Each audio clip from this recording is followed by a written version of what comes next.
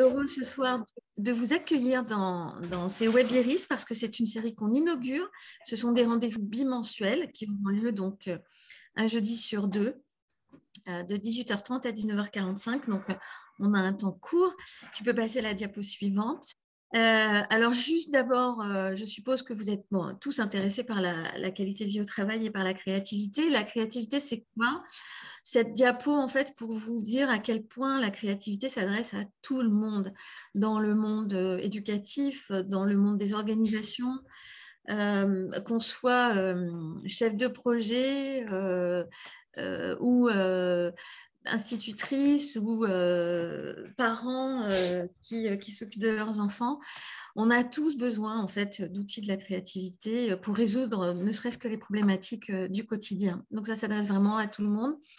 Et la créativité, en fait, c'est un ensemble de méthodologies, de techniques et surtout de postures. Alors, je ne vais pas vous en dire plus pour l'instant parce que c'est le propos de Pascal qui nous intéresse.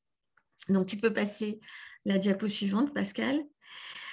Voilà, juste un petit mot pour vous parler de la culture collaborative créative qui permet en fait de générer des cercles vertueux. Alors, je vous laisse regarder et puis une autre fois, sans doute, on aura le temps de commenter ce qu'est un cercle vertueux collaboratif créatif qui permet en fait de travailler à plusieurs, de créer du nouveau, de changer son regard sur le monde. Tu peux passer, Pascal, merci. Hop. Voilà, donc la créativité s'appuie sur 3 leviers pour développer une culture de la créativité. La créativité, c'est vraiment un métier en fait, qui nécessite une expertise, qui nécessite évidemment de la motivation, sinon c'est comme un pétard mouillé, ça ne prend pas. Et puis des savoir-faire créatifs. Voilà, et tout ça en fait est une combinaison avec la créativité au centre. On peut passer la diapo suivante. Et puis surtout, la créativité, c'est l'intelligence qui s'amuse, disait Albert Einstein. En tout cas, c'est l'état d'esprit chez Iris. Et donc, on tenait à vous le rappeler juste avant de passer la parole à Pascal. Donc, que je vais vous présenter très rapidement. Donc, tu peux passer la diapo suivante, Pascal, qui va donc nous parler de quand la créativité vient au secours de la qualité de vie au travail. Ah bon? Ah mince, Et je me suis gouré de webinaire. tu t'es gouré? Zut! Ah mince, comment on va faire? Bon, tant pis, on est lancé, je te présente. Allez. Allez, je te présente. Donc, je prends mes petites anti-sèches, voilà. Alors, Pascal, en fait, j'ai fait des sélections. Il œuvre depuis une douzaine d'années dans la créativité, dans et pour la créativité. Il accompagne des équipes. Il utilise du design thinking, de la formation de facilitateurs en intelligence collective. Il fait aussi de l'accompagnement du changement et de la formation d'animateurs en créativité. Et même depuis 2 ans, il a développé une formation pour animer à distance. Voilà. Il est à la fois concepteur, ingénieur, il a été directeur de création, ergonome, ce qui concerne particulièrement notre sujet de ce soir. Il est formé à différentes approches de créativité, d'animation, de formation, de coaching. Donc, certifié en creative problem solving, design thinking, Tu peux la coaching faire courte, hein. RH, intelligence créative, etc. Il est prof de yoga aussi, il fait de la danse, il a vécu en Afrique, ce qui lui donne une particularité dans la fluidité des relations et dans son goût de la relation et du développement des potentiels.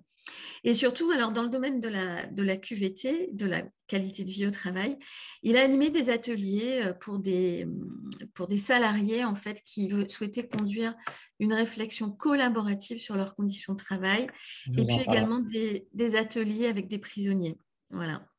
Et donc, il collabore, Pascal, avec Iris Créativité depuis 2011, en s'appuyant sur un parcours, vous le devinez, extrêmement riche, que je ne vais pas vous détailler là, mais on aura d'autres occasions de lui poser des questions. Alors, comme sur une scène slam, je vous propose de l'accueillir en l'applaudissant, parce que c'est comme ça qu'on fait dans le slam.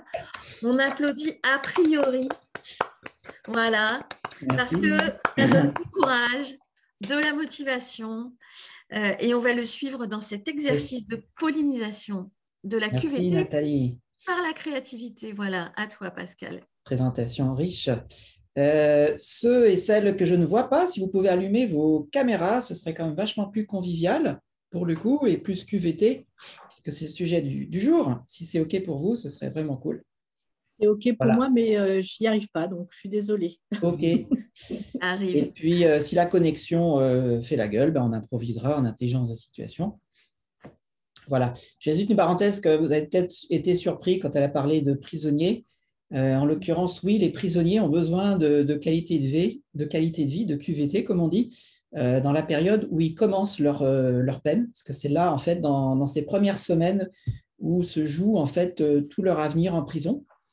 Parce qu'il y a beaucoup d'assauts qui ont remarqué que, ben, en gros, soit ils acceptent, ils dansent avec ce changement et du coup, ben, leur peine se réduit et ils le vivent bien, soit ils sont en résistance et ils font que des conneries et du coup, leur peine se rallonge, se rallonge, se rallonge et c'est une espèce de spirale destructrice. Et donc, du coup, moi, c'est vraiment quelque chose qui m'intéressait, qui me motivait beaucoup d'accompagner ces gens-là, parce qu'eux aussi ont besoin qu'on prenne soin d'eux. Voilà. Alors, on va plonger direct dans le sujet. Je vous invite vraiment à oser vous tortiller sur votre chaise, ne pas hésiter à bouger, hein, même si vous êtes en voiture, hein, vous étirez, etc. Là, c'est l'ergonome en moi qui se réveille. Clairement, on est à l'origine des chasseurs-cueilleurs.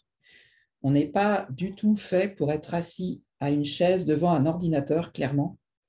Bon, ça va durer qu'1h15, hein, je vous rassure. Mais si vous sentez que vous avez besoin de vous étirer, de bouger, de vous tortiller, etc., pour être plus alerte et à l'écoute, n'hésitez pas, ce sera vraiment bienvenu. Voilà. Et il faut savoir que concrètement, l'être humain n'est pas fait pour bosser devant un écran sur une chaise, donc n'hésitez pas à changer de support. Moi-même, je suis assis sur un ballon au moment où je vous parle, ce qui me permet d'être beaucoup plus dynamique. Voilà. J'espère que ça m'aidera dans ce webinaire. Alors, on va plonger direct dans le sujet. Et justement, en parlant de bien-être, je vous informe quand même tout de suite que j'ai une semaine avec peu de sommeil. Donc, il se peut que je ne sois pas au top de Pascal Ferriot. Donc, je m'excuse par avance si jamais il y a des petits couacs. En tous les cas, je suis très motivé et je vais faire de mon mieux. Voilà. Donc, la QVT, c'est une histoire qui a commencé en 2013, en gros, hein, de façon vraiment forte. Et vous voyez cette définition qui est assez longue et qui montre directement que la qualité de vie au travail, c'est quelque chose de très systémique. Il y a les enjeux de l'entreprise, les enjeux des individus, les conditions de travail, les sentiments d'implication, l'autonomie, la responsabilisation, l'égalité, le droit à l'erreur. Voilà. Donc, c'est quelque chose de clairement complexe. Par ailleurs, récemment, il y a vraiment eu un rapprochement entre cet aspect classique, là, qui est en bleu, et les enjeux de santé et sécurité au travail. Maintenant, on parle de QVCT. Voilà. C'est le terme à la mode. Alors, pourquoi, je vais vous la faire courte sur pourquoi la QVT, mais je voulais quand même vous montrer ça, parce que c'est quand même pour moi la chose la plus intéressante pour relier QVT avec ce dont on va parler. C'est que voilà, 42% des arrêts de travail seraient dus à un mal-être au travail. Et du coup, c'est un coût colossal pour les entreprises qui se chiffrent en 10 milliards d'euros. Ça, c'était en 2018. Et ça s'est amplifié, en l'occurrence, avec ce qu'on a traversé depuis 2 ans. Voilà. Et je reviens sur la motivation intrinsèque, car comme vous l'a dit Nathalie, il y a un lien direct avec la créativité. Et donc, moi, clairement, je ne vais pas vous expliquer comment faire une campagne de QVT ni un programme QVT, mais vraiment me concentrer à l'endroit où ces deux univers se rencontrent et comment ils peuvent danser ensemble pour que ça fasse des étincelles. C'est vraiment ça mon propos. Voilà, donc la motivation intrinsèque, hein, c'est vraiment la fierté du travail bien fait, l'exploration de nouveaux défis et de faire un travail qui a du sens. Et c'est un impact très fort sur les performances. Alors évidemment, si on a un bon salaire, des bonnes conditions de travail, c'est un impact aussi. Mais en tous les cas, voilà cette étude, et il y en a eu d'autres plus récentes qui montrent que ça n'est ça n'a pas un impact aussi fort sur les performances au travail. Et je vous montre là un petit test qui a été fait il y a très longtemps, pour le coup, en 1945, par deux psychologues qui, c'est des Américains, ils aiment bien faire des tests et des études. Et donc, ils ont proposé à différents groupes de personnes de résoudre ce problème qui consistait à accrocher cette bougie. Vous voyez bien là, sur l'écran? Ça va? Oui. Et qu'elles tiennent dans la boîte. Et pour ça, ils avaient des clous qui pouvaient, du coup, des espèces de punaises qui pouvaient leur servir d'accrocher les choses à la paroi. Et il fallait qu'ils allument. Et à partir du moment où la bougie était accrochée au mur et allumée, eh bien, ils avaient gagné. Et il se trouve qu'à un des groupes, ils ont proposé, à plusieurs groupes même, proposé des cadeaux, des gratifications. Et à d'autres groupes, rien du tout, juste le plaisir de trouver une solution. Et alors, grand effarement, ils ont constaté qu'en fait, les salariés à qui on avait proposé un bonus, voire même assez élevé, eh bien, en fait, ça ralentissait de 4 minutes leur capacité à trouver une solution par rapport aux autres groupes. Et en l'occurrence, ces psychologues qui étaient vraiment très, très surpris ont refait plusieurs fois le test. Ils ont réitéré et ils ont remarqué que c'était toujours comme ça. Voilà. Donc, clairement, au niveau de notre cerveau, la partie qui va être connectée à la gratification n'est pas du tout la même que celle qui va être connectée à motivation intrinsèque, qui est la joie de trouver une solution à un problème. Voilà. Je vais vous parler aussi en bref des liens entre QVT et ce qu'on traverse actuellement. Est-ce que ça a changé des choses? D'une part, ça a augmenté vraiment la solidarité entre collègues. Ça, c'est manifeste chez tous les indicateurs QVT en ce moment. Ça a permis aussi, après que les entreprises aient eu besoin de s'organiser, de déclencher du coup une meilleure compréhension des attentes des salariés, de comment ils fonctionnent, de quoi ils ont besoin. Donc ça, à ce niveau-là, c'est très positif. Et beaucoup de salariés ont gagné en autonomie, en indépendance, en particulier grâce au télétravail. Cependant, il y a clairement un énorme empiètement entre la vie professionnelle et la vie personnelle, et beaucoup ont du mal à dissocier les deux. Et puis, la santé psychique et physique a eu un gros coup dans l'aile pour la majorité des travailleurs. Voilà. Si vous avez des questions, Nathalie va les prendre et je les traiterai à la fin, donc n'hésitez pas à vous lâcher dans la discussion. Voilà, l'idée, c'est que ça reste aussi un minimum interactif et vivant. Alors, maintenant, je vais vous parler de mon angle de vue QVT et créativité, puisque là, en l'occurrence, vous êtes venu pour avoir un angle bien précis. Voilà. Et mon angle de vue est surtout QVT et changement. Ça, c'est vraiment ce que moi, j'ai pratiqué. Et ce que j'ai remarqué, c'est que clairement, la qualité des relations entre collaborateurs a un énorme impact sur l'appropriation d'un changement. Alors, j'ai mis aussi l'accent là-dessus, puisque en l'occurrence, on vit une période où il y a des changements qui sont assez constants. Donc, l'appropriation du changement est un levier qui est beaucoup plus vivant et vibrant en ce moment. Voilà. Par ailleurs, comment ça se traduit concrètement? Eh bien, moi, j'ai accompagné, par exemple, récemment, pendant 3 mois, un grand compte sur il voulait faire une réflexion sur les développements des potentiels humains et ils m'ont demandé de les accompagner. Et ils comptaient faire des ateliers comme ça, avec les salariés. Et du coup, on a animé 21 ateliers différents et on a constaté que les choses qui revenaient de façon très claire dans leurs besoins, dans leurs demandes, c'est que quand ils pouvaient demander du soutien aux collaborateurs sur un nouveau logiciel, surtout quand ils venaient d'être recrutés, eh ben, c'était vraiment très agréable. Un gros impact sur l'appropriation du changement. Ça permettait aussi d'être moins stressé et ça permettait aussi de mieux gérer les situations de crise ou de fin de projet quand on part en charrette et qu'il y a un coup d'accélération en fin de projet. Voilà. Alors, une chose aussi qui est très importante, c'est il faut absolument former et organiser des équipes de facilitateurs, d'ambassadeurs, QVT ou changement, qui vont, pour le coup, justement faire l'interface entre les salariés et le management. Ah, bon, nouvelle arrivée. Et excusez-moi, ça m'a déconcentré. Et c'est justement cette danse entre la prise en compte des salariés et le fait qu'il y ait un pôle de personnes qui vont faciliter cette prise en compte des salariés qui va faire qu'un changement et qu'un programme QVT va bien marcher. Ça va, je ne parle pas trop vite? C'est bien. Ok, parce que je m'emballe un peu, parce que je vois le temps qui tourne. Ça va, c'est OK, on va avoir le temps.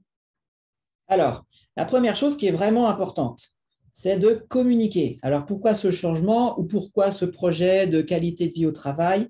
Voilà, c'est quelque chose qui est vraiment extrêmement important. En quoi c'est bien? Pourquoi ce projet? Comment il se présente? Qu'est-ce qu'on va faire? C'est quoi le planning? C'est quoi les inconnus surtout? Voilà, c'est important que les gens sachent qu'est-ce qu'on ne sait pas et qu'ils ont l'impression qu'on ne les prend pas pour des abrutis et qu'on les met au courant de ce qui se vit. La deuxième chose qui est vraiment très importante, c'est de recueillir en atelier, pour le coup, avec les gens, donc en petits sous-groupes, les peurs, les besoins, les problèmes. Et c'est là où la créativité amène son grain de sel vraiment positif, c'est que des problèmes, eh bien, il faut les transformer en défis pour pouvoir se mettre en mouvement, pour les transformer, et pas juste les recueillir. Et par ailleurs, donc, les processus d'intelligence collective tels qu'on les apprend chez Iris dans les diverses formations et parcours vont aider à recueillir de façon très qualitative et avoir des informations beaucoup plus authentiques, beaucoup plus qualitatives pour comprendre quelles sont leurs peurs, leurs besoins et leurs problèmes. Et du coup, plus facilement transformer et rebondir. Et puis, donc ça, c'est un levier qui existe déjà en ergonomie, hein, qui est le cœur de la problématique ergonomique, c'est ce glissement entre le fonctionnel et l'opérationnel, et qui est souvent vécu par les managers de façon très désagréable. Voilà, quand ils se rendent compte qu'en fait, l'opérateur a transformé ce qu'il avait imaginé ou que les ingénieurs dans leur bureau et dans leur tête avaient imaginé.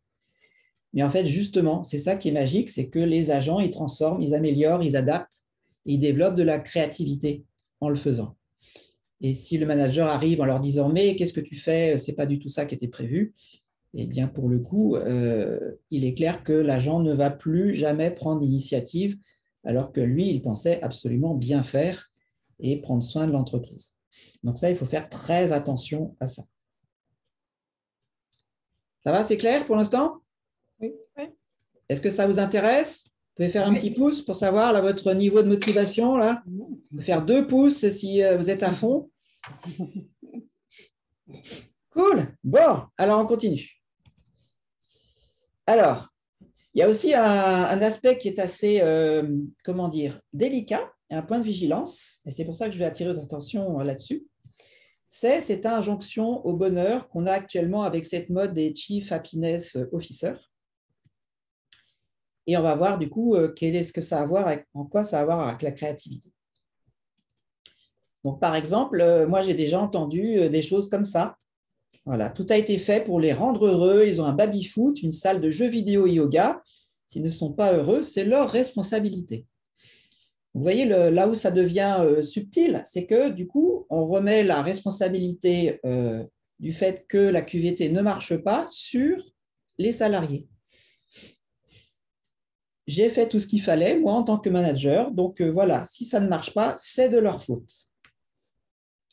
Et du coup, je voulais absolument vous montrer une petite vidéo que je trouve vraiment croustillante de 3 minutes pour vous montrer dans l'excès dans lequel ça peut tomber.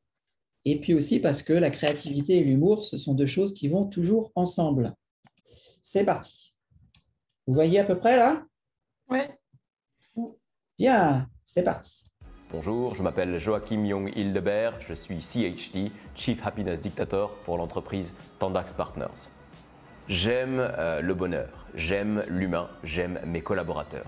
Raison pour laquelle j'ai décidé de faire de Tandax Partners une great place to work. Il n'y a pas d'entreprise sans performance, il n'y a pas de performance sans bonheur, donc il n'y a pas d'entreprise sans bonheur. Chaque collaborateur a la liberté d'avoir sa propre conception du bonheur et je m'en cogne autant que je la respecte.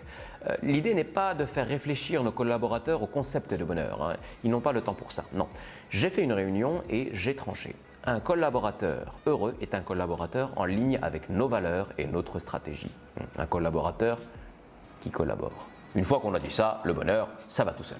J'ai fait appel au cabinet In The Moule, des consultants spécialisés en happy fitting, c'est-à-dire qu'ils vont faire fitter la conception du bonheur des collaborateurs à celle de l'entreprise. Exemple, vous souhaitez passer du temps en famille le dimanche, ce qui peut arriver, je peux le concevoir, alors que vous devez répondre à vos mails, en télétravail évidemment. Eh bien, In The Moule va vous proposer un casque Bluetooth ultra isolant pour pas que votre vie personnelle vienne parasiter, phagocyter votre vie professionnelle. Le bonheur au travail, ce n'est pas qu'une question de cadre de travail. Bien sûr, nous avons une table de ping-pong, une salle de sieste, un espace jus de fruits, un espace smoothie à la banane, un vélo elliptique pour 400 personnes, des iPads pour faire du yoga, des graines de tournesol, de sésame, de pavot, de lin, de courge pour que chaque collaborateur puisse agrémenter selon ses convictions et sa personnalité la salade qu'il apporte au lunch. Ça, c'est la base. Le bonheur au travail, c'est avant tout fédéré.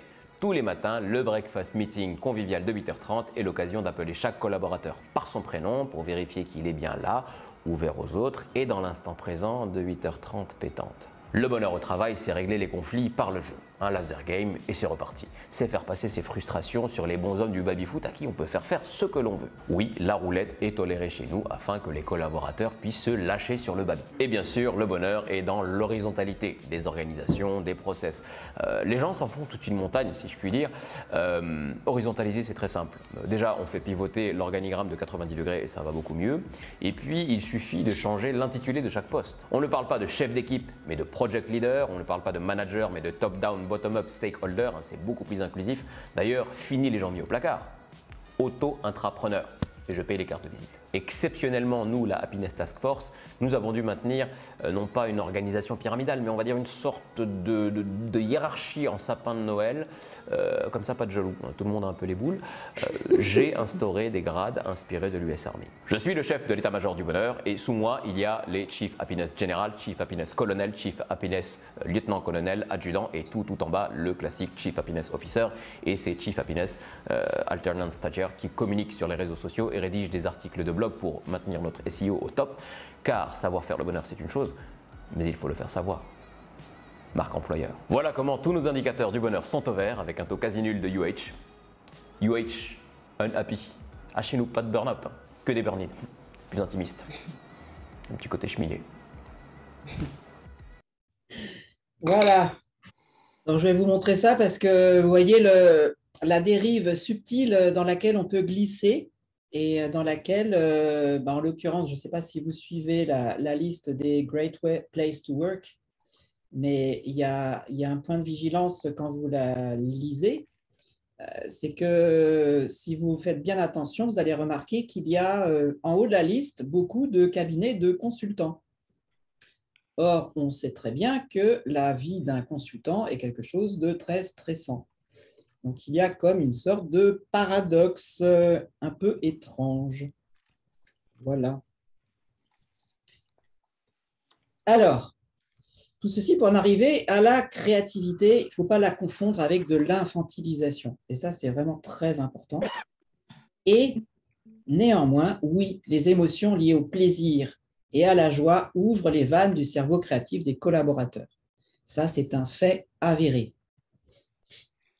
Donc, c'est quelque chose dont il s'agit de prendre soin. Mais comment, justement?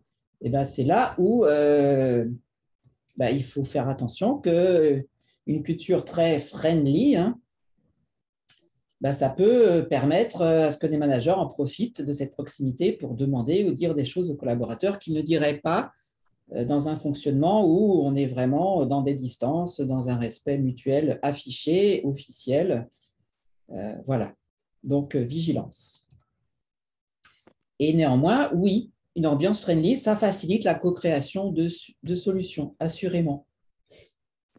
Et la collaboration créative, c'est vraiment un changement de savoir-être, d'écoute, de respect des idées, de la parole des autres, du feedback constructif.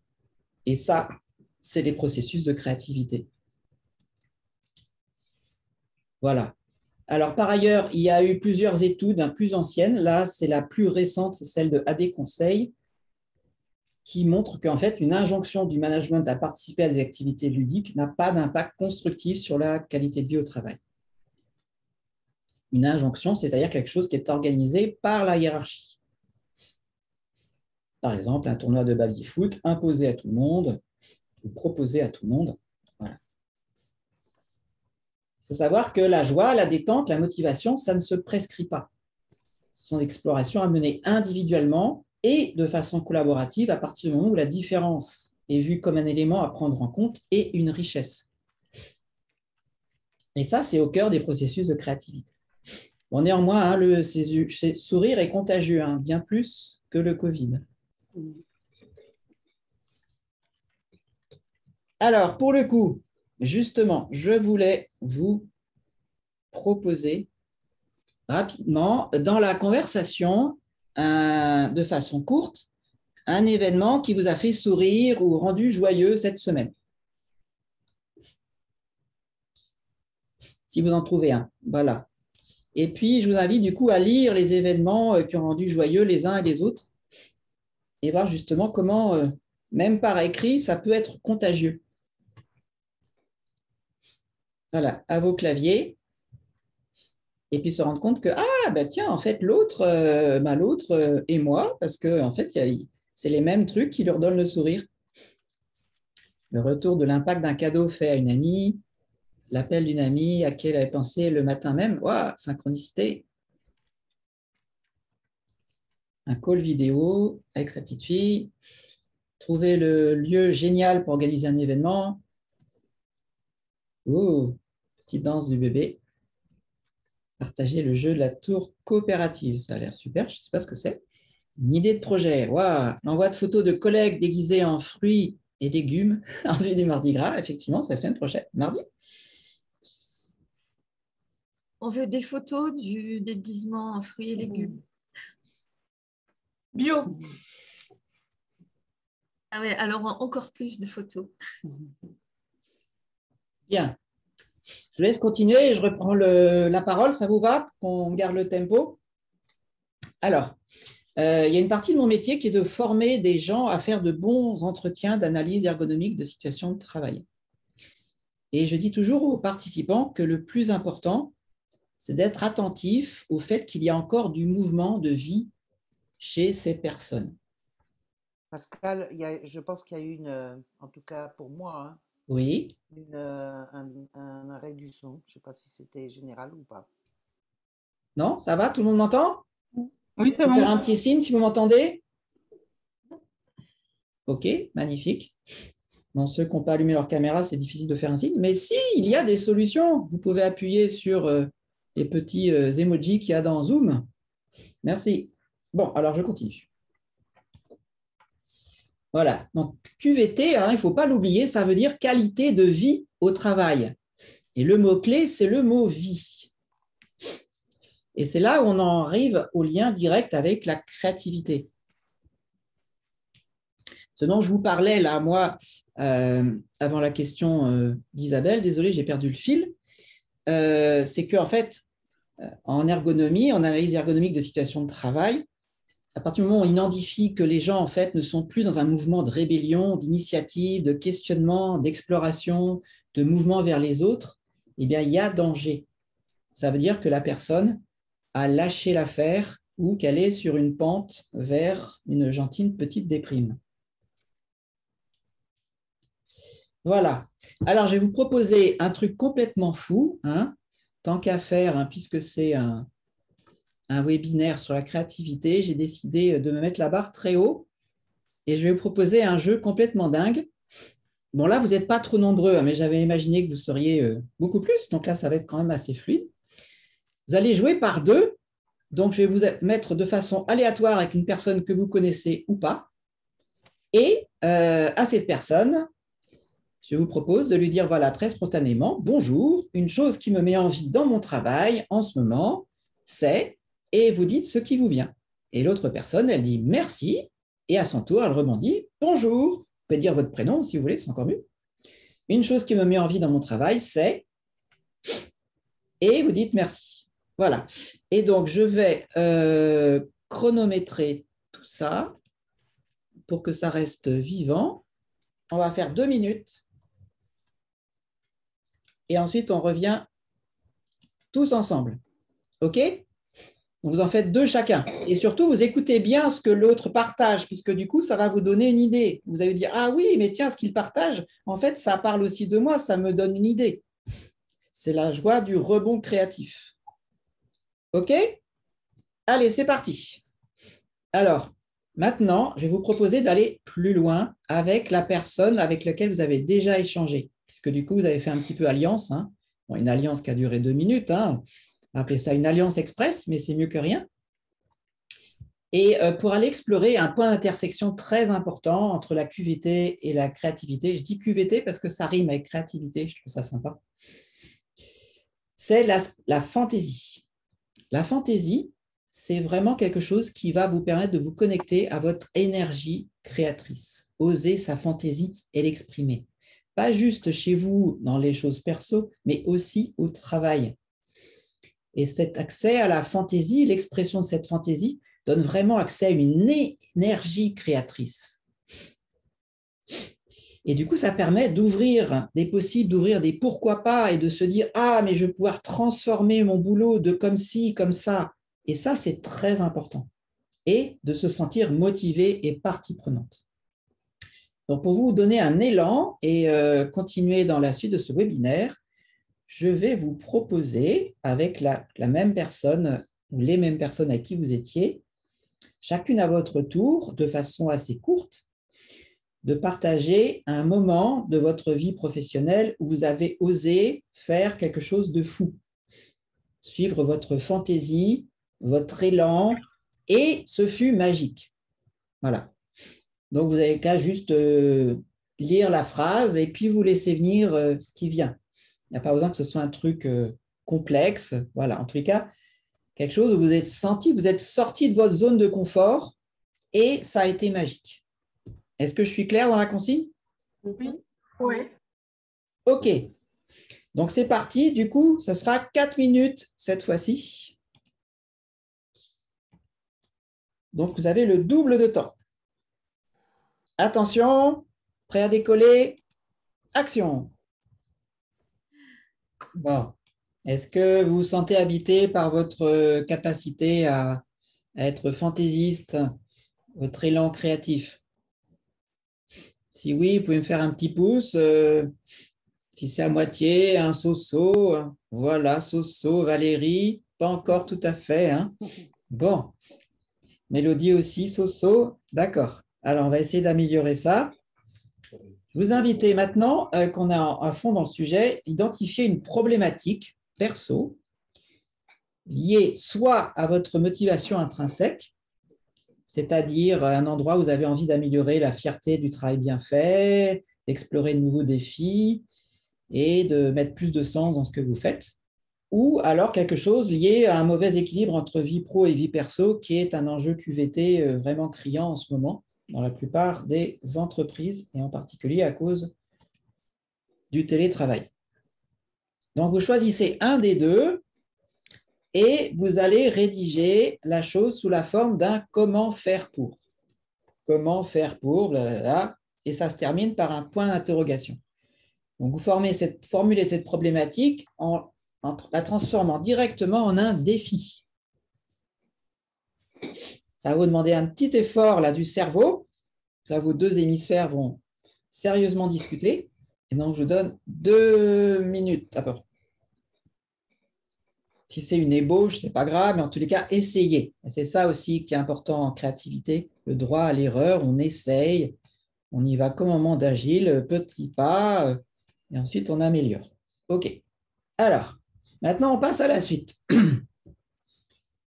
On va faire un petit détour par l'alphabet. Je vais faire tourner cette roue aléatoire. Et nous arrivons sur N. Je vous demande dans la conversation, là, en 10 secondes, d'écrire chacun un mot qui commence par N et qui a un rapport vague avec votre défi. votre défi qui concerne, on est d'accord, hein, la motivation intrinsèque ou l'équilibre entre vie pro et vie perso. Allez-y. Et on s'arrête dès qu'il y a au moins 8 mots. Nourrir, nager ensemble, ça fait 2 mots. Là qui triche, j'aime bien quand les gens trichent. Nuit, nature, nouveauté, nouveauté 2 fois, notoriété, un dernier, commence par N, qui a un rapport avec le schmilblick, selon vous, hein, totalement subjectivement. Ah plus. Bon, ok. Alors maintenant, c'est parti, on reprend. Attention, les jeux sont faits, rien ne va plus. Ça va être un R. Allez-y, chacune, un mot qui commence par R et qui a un rapport, selon vous, avec votre problématique. En toute subjectivité. Réunir, répandre, respect, rêver, rejoindre, rescousse, réagir, résistance. Et un dernier, réussir. Waouh, trop bien.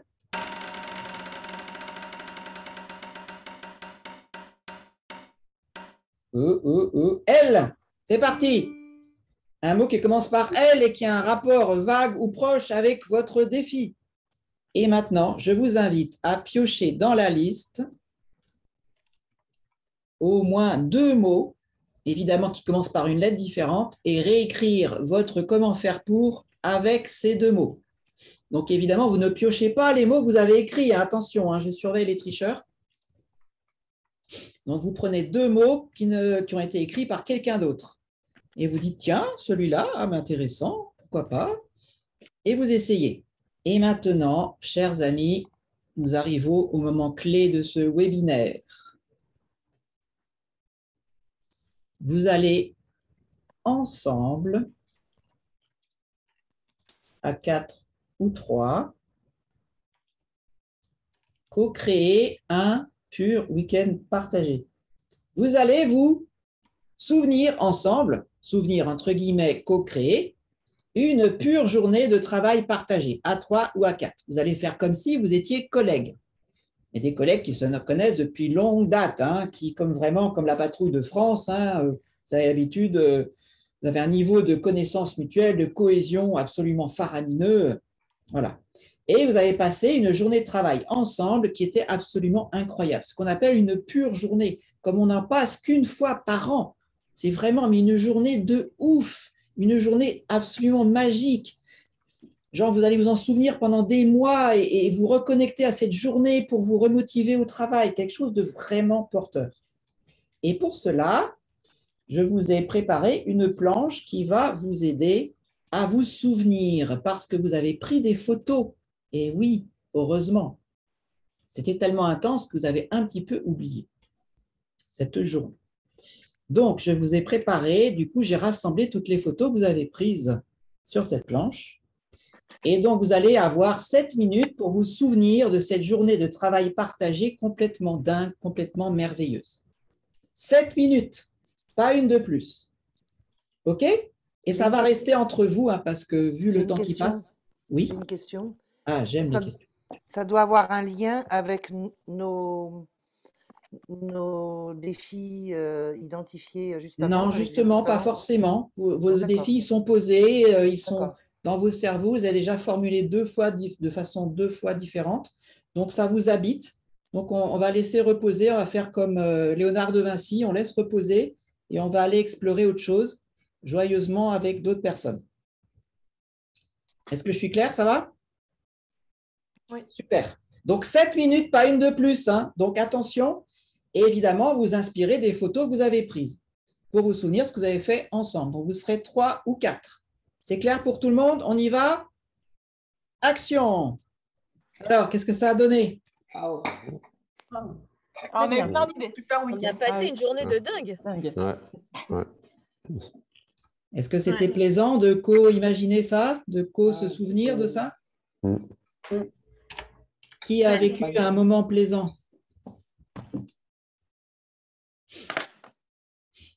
Bon, c'est une bonne nouvelle ça quand même. Alors, c'est là où maintenant on va aller récolter les fruits de ce qu'on a semé dans ce jeu. Alors, c'est là encore où un endroit où se rejoignent QVT et créativité. Et c'est l'endroit où je veux vous inviter à aller.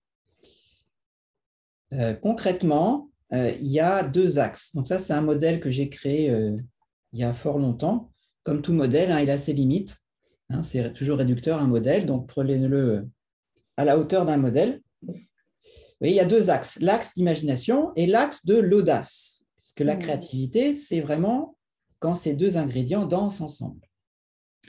Quand on est tout en bas à gauche, vous voyez, c'est plutôt les gens qui sont déprimés, dont je vous parlais, c'est-à-dire les gens qui ne sont plus en mouvement de vie. Et donc, les gens pour lesquels les embarquer dans une QVT ou une transformation ergonomique de leur situation de travail va être complexe, et c'est eux qu'on va adresser le plus souvent en général. Et ces gens-là, il faut les remettre en mouvement avec des « et si », leur proposer des choses, leur ouvrir des fenêtres, des portes, des propositions. Voilà, les inviter à se remettre en mouvement. Et puis, il y a les managers qui sont des gens qui ont beaucoup d'audace, comme on sait. Ils passent à l'action, ils ont une idée, ils foncent, comme les entrepreneurs. Et néanmoins, en créativité, ce qui est très bien quand même, c'est d'aller explorer aussi tous les possibles, comme le font les rêveurs. Alors, les managers, justement, pour les inviter à ouvrir plus de possibles, on peut leur dire, et si tu ouvrais un peu plus des idées un peu folles, et si tu ralentissais, si tu prenais le temps de regarder autour de toi, de te laisser toucher par des choses, voilà, de te nourrir de ce qu'il y a autour de toi. Parce que la créativité, c'est vraiment quelque chose de sensoriel. Et puis les rêveurs qui ont plein d'idées mais qui ne les incarnent pas, pour le coup, leur proposer d'écrire leurs rêves, de poser des intentions et de passer à l'action, pour le coup, comme le font si bien les managers. Et il y a évidemment l'endroit où ça se rencontre et l'endroit où je vais vous inviter à aller pendant les quelques minutes qui nous restent. Et donc, à partir de votre défi, nourri de tout ce que vous avez partagé à 4 ou à 3 de votre journée de travail complètement folle, essayez de trouver, du coup, inspiré par ça, au moins 5 idées folles pour répondre à votre « comment faire pour » que vous avez formulé de 2 façons différentes. On est d'accord? Et peut-être que du coup, il est devenu un petit peu plus précis, un petit peu plus concret, un petit peu plus incarné grâce à la roue des mots. Alors, allez-y, 5 idées folles en 2-3 minutes. Faites attention au petit censeur intérieur qui va vous dire « mais non, je ne peux jamais faire ça, ce ne sera pas possible ». Et quand vous en avez au moins 3 ou 4, voire 5, vous allez du coup en choisir une que vous vous sentez l'audace d'incarner demain, sans forcément savoir où ça va, savoir si ça va marcher. Super.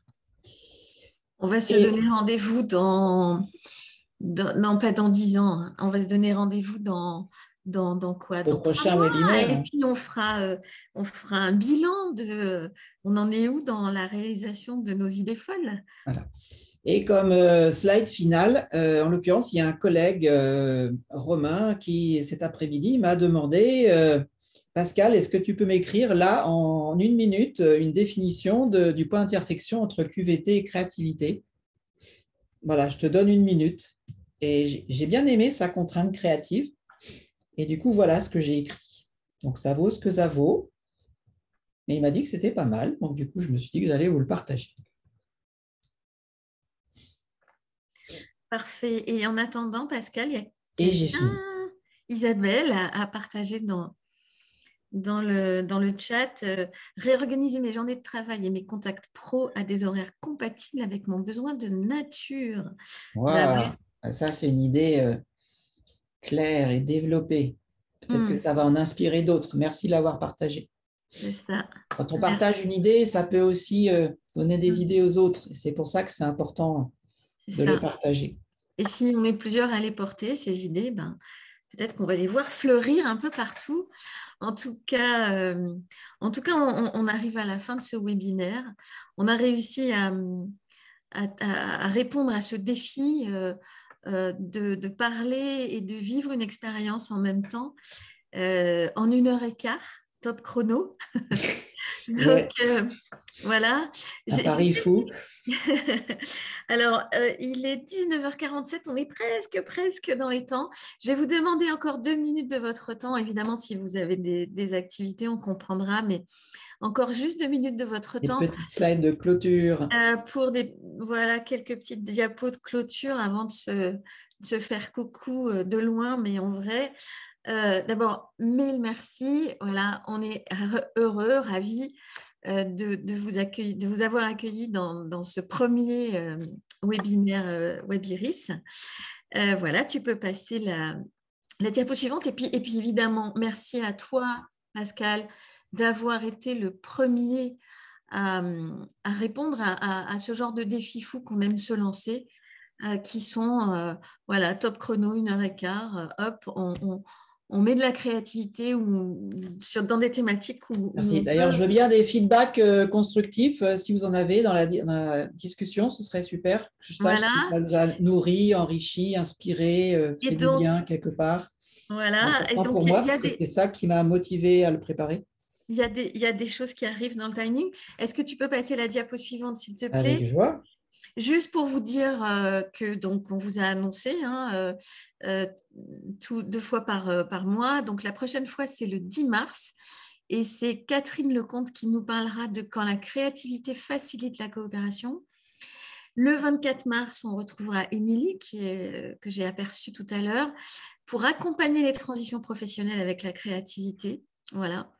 Donc, Iris Créativité, voilà, un des piliers chez Iris, c'est Nelly. Donc, vous pouvez évidemment l'appeler, la contacter. Tu peux passer, voilà.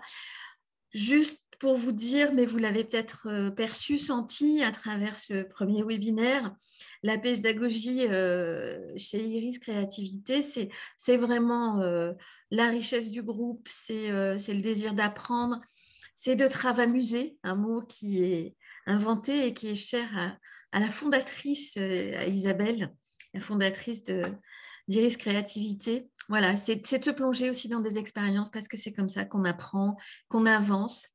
C'est de former des praticiens passionnés, des facilitateurs en créativité parce que, comme on le disait au démarrage, la créativité, ces process, c'est aussi un métier.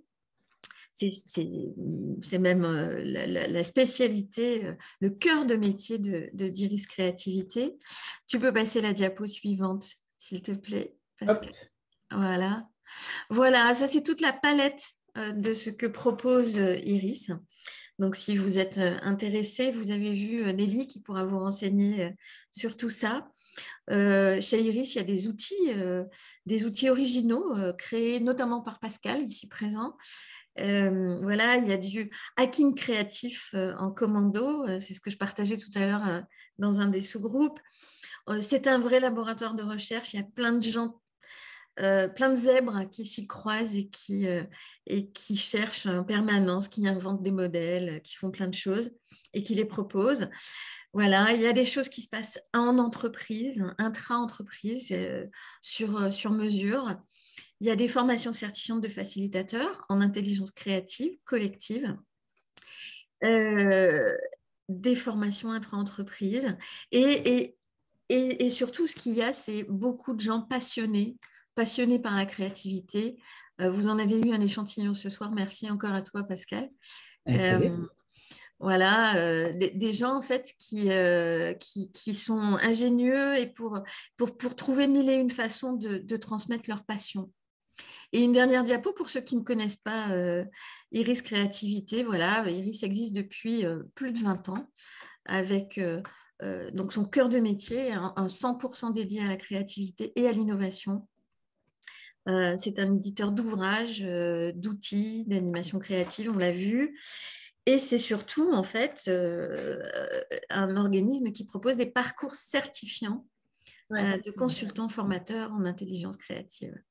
Voilà, avec une communauté dont nous souhaitons vous voir faire partie si ce format vous a plu, bien qu'on ait débordé de 5 minutes.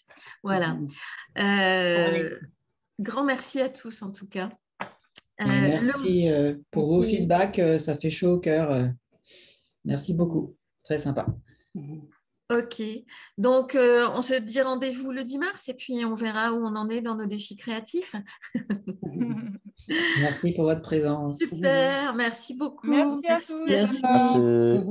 Merci. Un bon week-end créatif et foufou. Merci. Au revoir. Au revoir, merci. Au revoir.